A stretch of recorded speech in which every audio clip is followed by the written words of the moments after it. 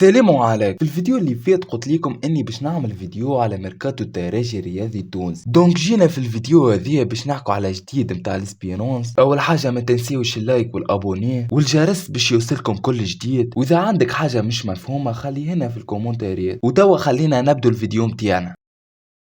اول جوار باش نحكوا عليه واللي هو محمد وائل الدربيلي. في الموسم اللي فات الترجي شري اللاعب هذا قيمه 250 الف يورو من الاولمبي البيجي. وائل في الفتره الاخيره طلب انه يفسخ العقد مع الترجي، خاصه بعد ما وصلوا عروض من النجم الساحلي والاتحاد المونستيري وزاد عرض من نادي ستيف الجزائري، لكن الترجي رفضت واقترحت عليه انه يلعب مع مستقبل سليمان، واحتمال كبير برشا انه باش ينتقل في الاسبوع هذا.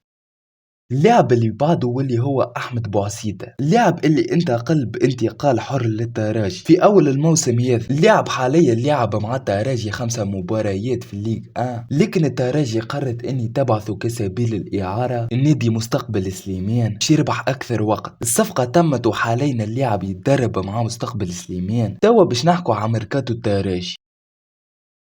اللاعب لول واللي هو جاك ديارا، اللاعب اللي شريته الترجي بقيمة 170 ألف دولار من نادي البوركيني ساليتا، وبعديك عطاته إعارة لمستقبل سليمان ونلعب معاهم في الموسم هذه 9 بارتيات في الليغ 1، سجل فيهم 2 أهداف وصنع هدف. اللاعب في وقتنا الحالي قاعد يتدرب مع الترجي. وتوا خلينا نتعدوا للاعب اللي بعده،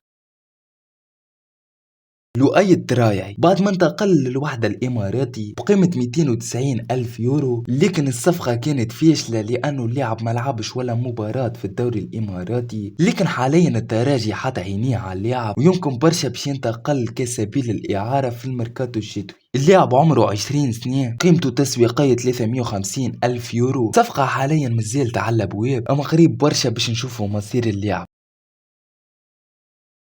اخر حاجه باش نشوفوا 2 جواريات من ليكيب ناسيونال الترجي حتى عينيها عليهم، واللي هما سيف الله الطايف وحمزه الرفيعه. حاليا فما كان مفاوضات وما فماش حاجه 100% صحيحه. وتوا كل ما عليك انك تعمل لايك وابوني وتستنينا في الفيديوهات الجايه. ويلا باي تشاو.